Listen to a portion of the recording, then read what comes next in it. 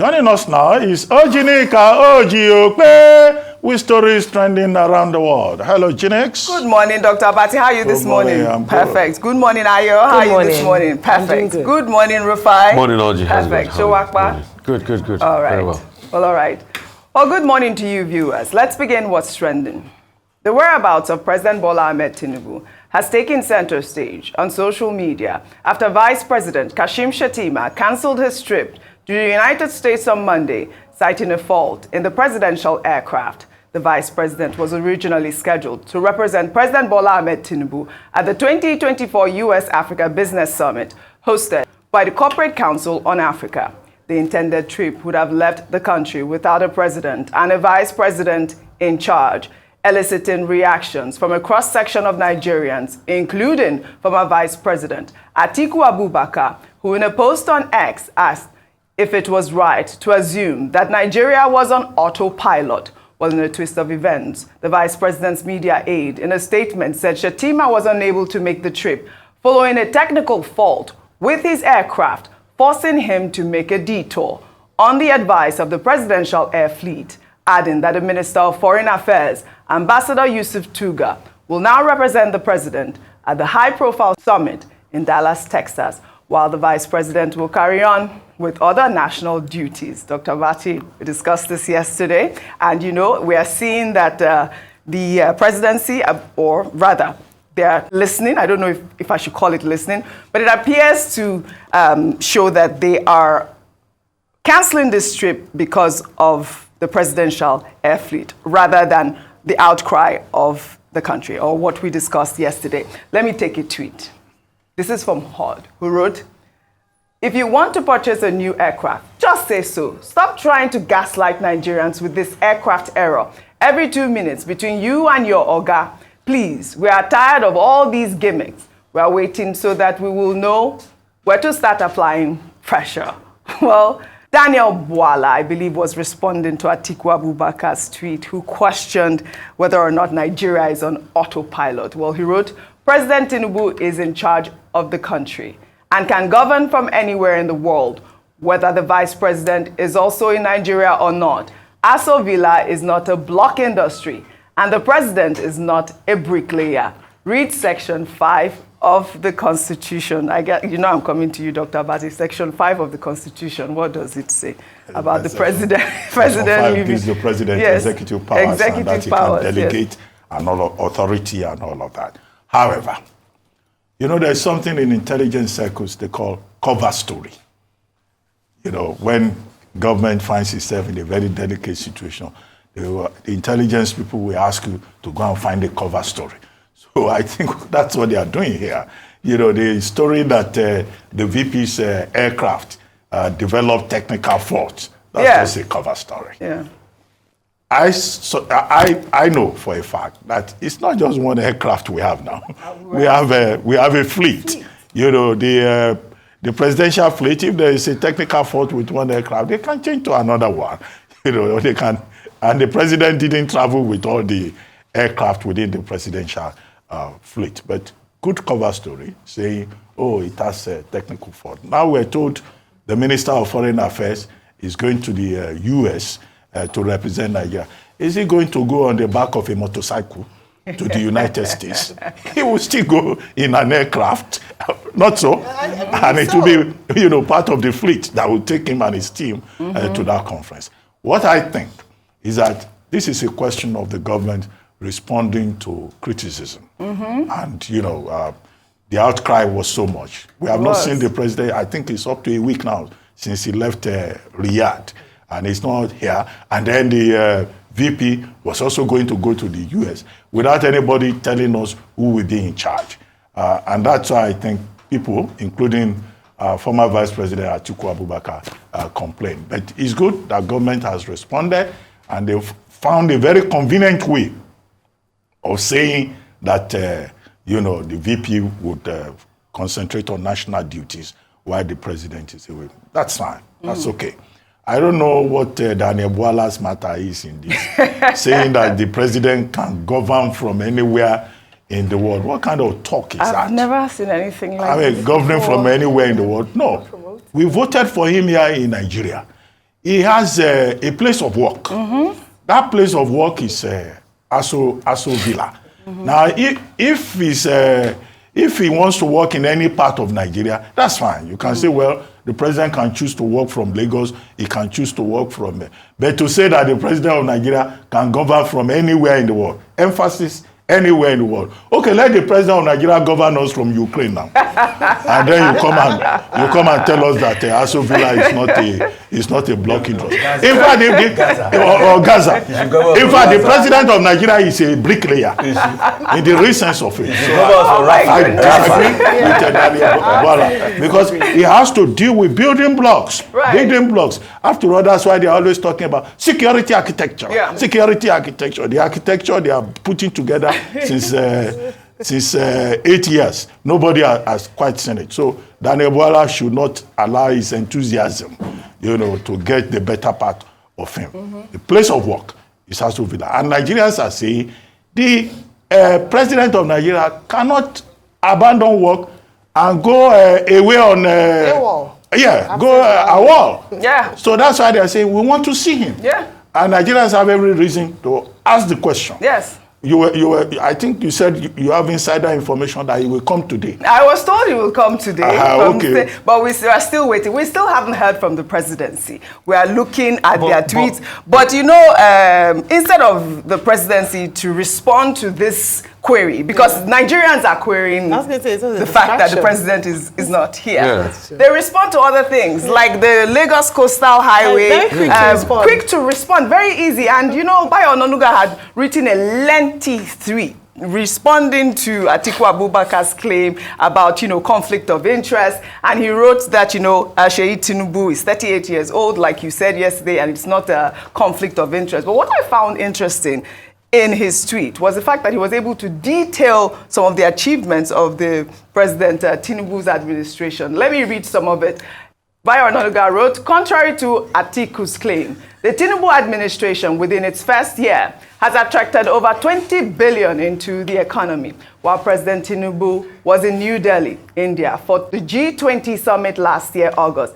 Indian business leaders committed over $14 billion in new investments. A substantial part of this sum is already in the country, in an unmistakable vote of confidence in the economic reforms being executed by the Tinubu administration.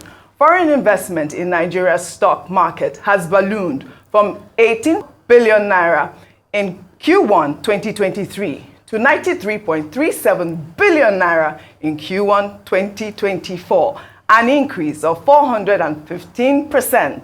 The last time Nigeria saw such level of investment was in the first quarter of 2019, when 97.6 billion naira was invested. The market, since Tinubu came to power, has broken records and created more wealth for the investors. Well, during President Tinubu's recent trip to the Netherlands, the Prime Minister, Mark Rutte, announced a fresh 250 million investment by Dutch businesses in Nigeria. I'm sorry, did you forget to add the $600 million investment of Maersk that he deleted it with? You should add that one to it. He forgot to add that. You're right. You're absolutely right. Please add that $600 million Maersk investment into it so that it will be part of the money they receive. OjyOkpe now. Add it to, why did you add it to it now? I mean. And he keeps saying the pledge. When somebody pledge money, when you go abroad on this foreign trips, and somebody pledge money, it reminds me of when President Buhari say, "Sure are you?" When President Buhari say, "Sure are you?" Nothing will happen. So that's the way all this pledge. Ask Mr. Bayo Onanuga, are they in the FDI? He said the Indian one has come. Where is the money? So why is it not part of the FDI report already? Yeah, our stock market has done good. But you know what? Also why our stock market has done good? Because the currency has been devalued. And you know why? Our stocks are cheap as junk as we speak today. With over $100 million, $200 million, you can buy into blue chip companies in Nigeria. This was not the case before. You should also add Sanofi and other manufacturing companies that have left the country. Is not going to add that one. You should also add the success in Dubai. After diplomatic talks that maybe Nigerians are going back to Dubai again, we have visa. You should also add it to it too. You should also add CNG cars that they claimed they were going to provide all this while that they've not provided. He should also add it to it. He should also add fight against corruption. No? We've not heard anything about them better Edu's case till date. He should also add it to it. He should also add many companies that are shutting down because of the order of the day, because of the devaluation of the currency. He said it's old news that our economy is now number 4 in Africa, really, because we devalued our currency and we devalued the lives of people. You should also not forget that this same Atiku Abubakar is abusing. When Atiku Abubakar was vice president with President Obasanjo, the economy grew 13%. How much have we grown under them? So you should also add the MESC deal and many other deals to him. You see, Oji, it is crystal clear that the handlers of this government, and please, President Tinubu, with due respect, do something about these handlers. Let them come out straight. Today, I would like to pay tribute to a great woman called Dora Akoyele. When a time came like this, and the health of Yaradua was front burner, Dora Akoyele came out to say, I'm Minister for Information and I have no information. They should tell us where the president is. That's actually the question. Dr. Abati, one point you did not make is that it's also bad for national security that the president of a sovereign state is in a foreign land. It's also very bad for national security. That's how we all collectively condemned President Buhari when he spent almost half of the year outside. These were those that condemned President Yaradua. These are those that did the Occupy Nigeria. But now, I see my friend Daniel Buala say, a president can lead from any part of the world. It's fine. You should go and open office in Rafah and Gaza and start from there. That's scandalous, really. Let's stop all of this now. Just respond to Nigerians. Let's stop all of this. It's not fair. President Bola Ahmed Tinubu? That's really the question out there. We'll take another story. River State Governor Sim Fubara on Monday opened up about the peace accord brokered by President Bola Ahmed Tinubu over the political crisis that erupted in the state last year, calling it unconstitutional. Fubara made the comments when he received a delegation of political and traditional leaders from Bayelsa State. The governor also slammed the members of the State House of Assembly, led by Martin Amunwule, and declared that the 27 lawmakers do not exist anymore in the eyes of the law. Let's take a look.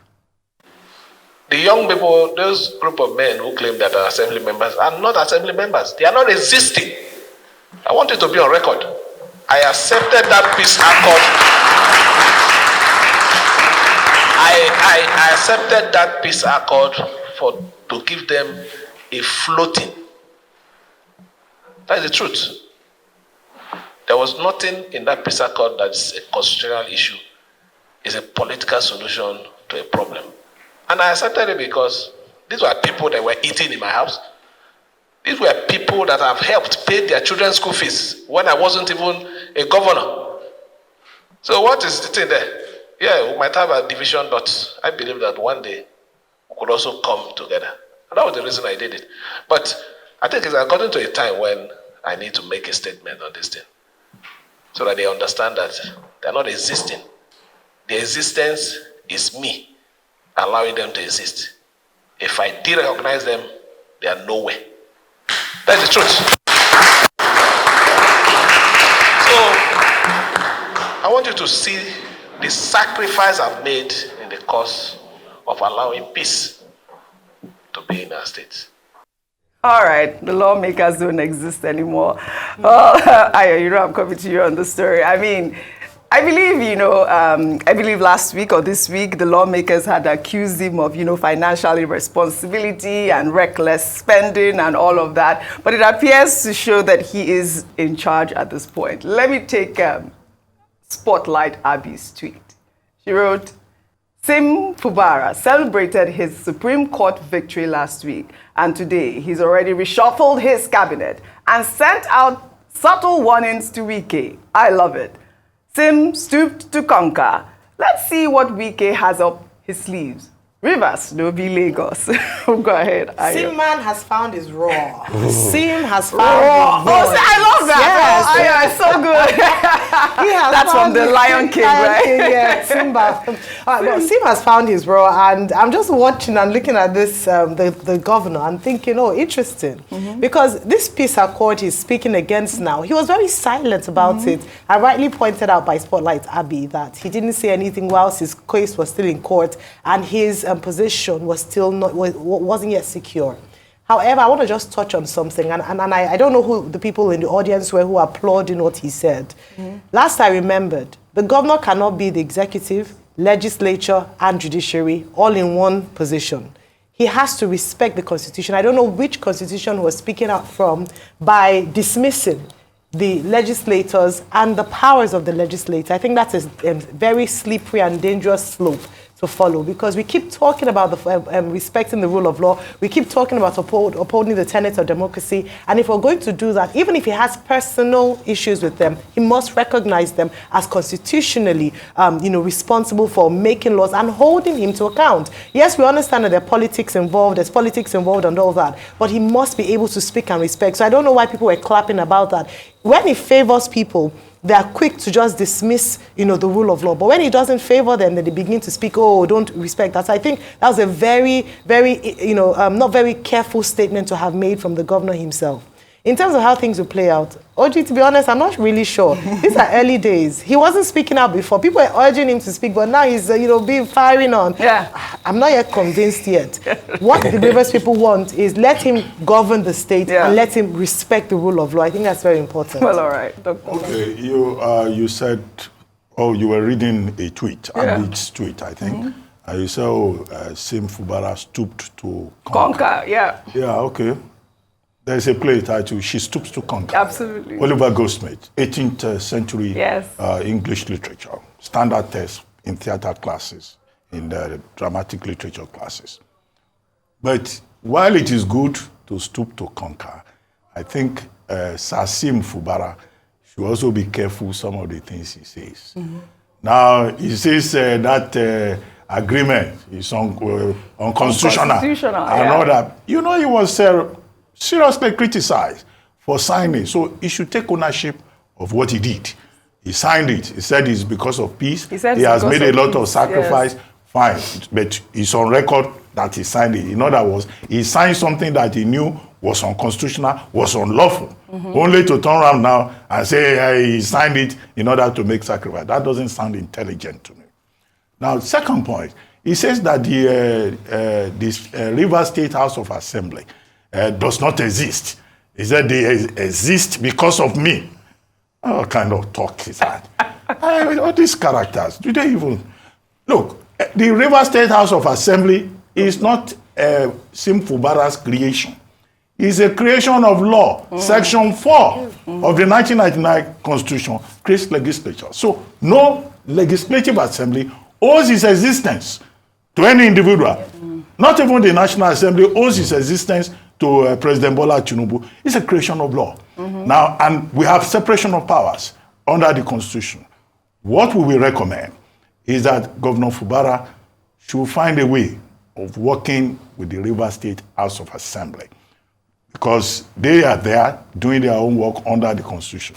They may be playing politics, but still, they must find a way to work together in the interest of the people of Rivers State. Yes. They are accusing him of financial recklessness. They are accusing him of spending without appropriation.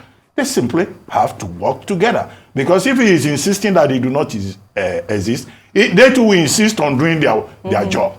As for his relationship with Nyesom Wike, former governor of the state, he said, well, he recognizes what Governor Wike did, but that he is not ready to worship any man. Fine, that is his choice. Okay? Whatever they do, governance should be the main focus for both the government and the people of Rivers State. All right, the people laughing should advise him appropriately about the right thing to focus upon. All right. We'll take another story.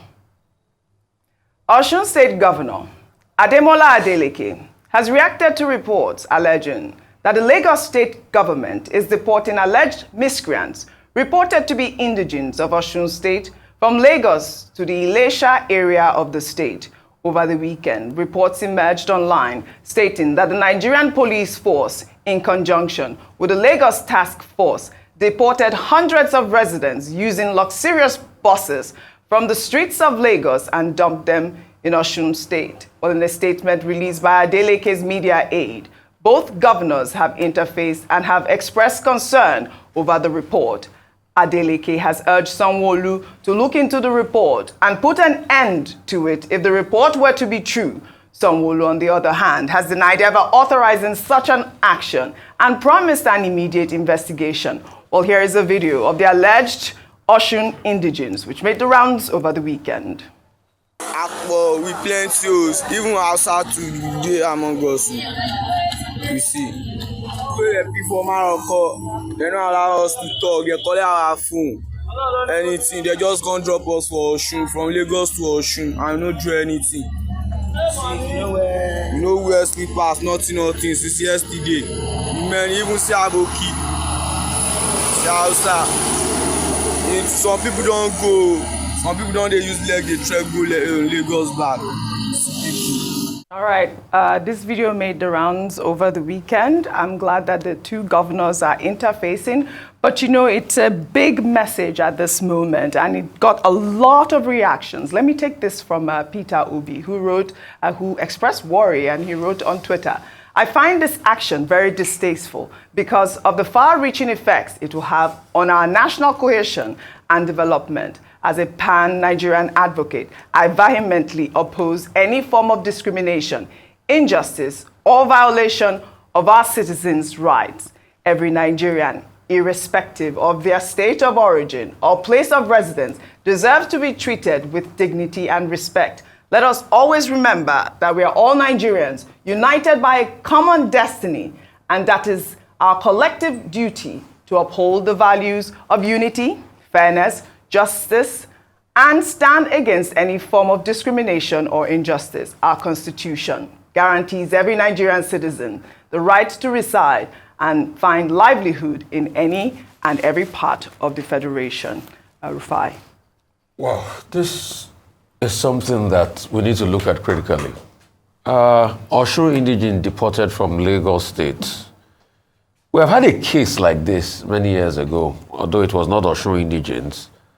And I remember that I think that matter concerned Peter Obi then. And I think then it was Fashola that was the governor, if my memory serves me right.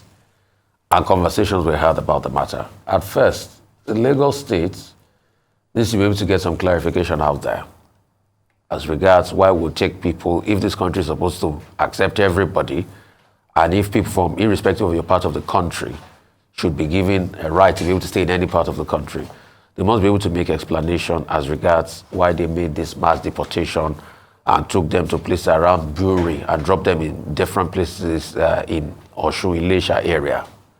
That's number one. Number two, I think both governors need to sit as regards this matter and have conversations as around this, because I think there's more that meets the eye.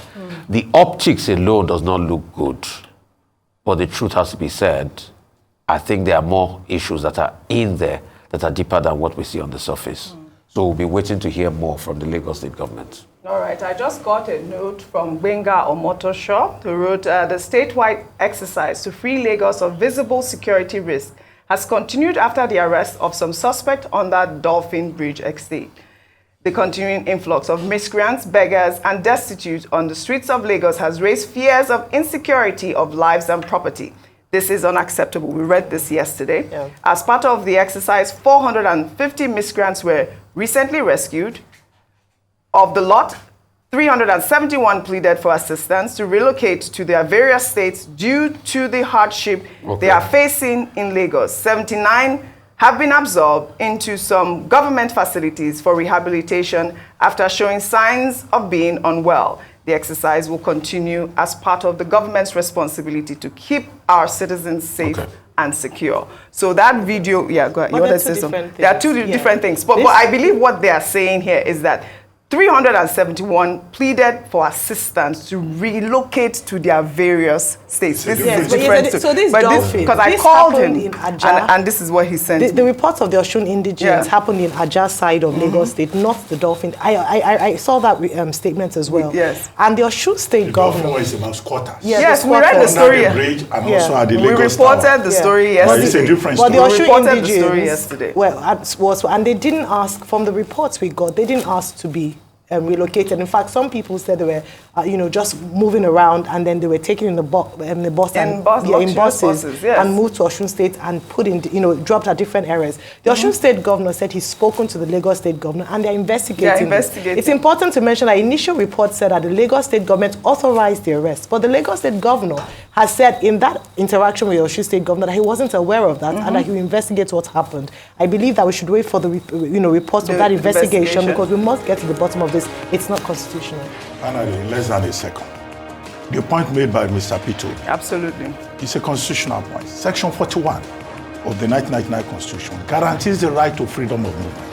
It says every citizen of Nigeria can move freely around anywhere in Nigeria and can reside anywhere. That's the point. So nobody can say people cannot live in Lagos. Until they will make mistake one day, they will deport some people I know out of Lagos. I know you're calling Ojyokpe in your mind. I've not mentioned anybody. They can't try it, just know that. But the Lagos State government has said he did not give any such directive. No. And I believe him. Okay. The people who have been mentioned in this story is Lagos State Task Force and police. That task force, the governor should take a look at them. Right. The way they behave around town is questionable. Absolutely. But I believe the governor, may not have given any directive. Absolutely. We're waiting for the investigation. Well, I'd like to thank you all for your great analysis, as always, on What's Trending.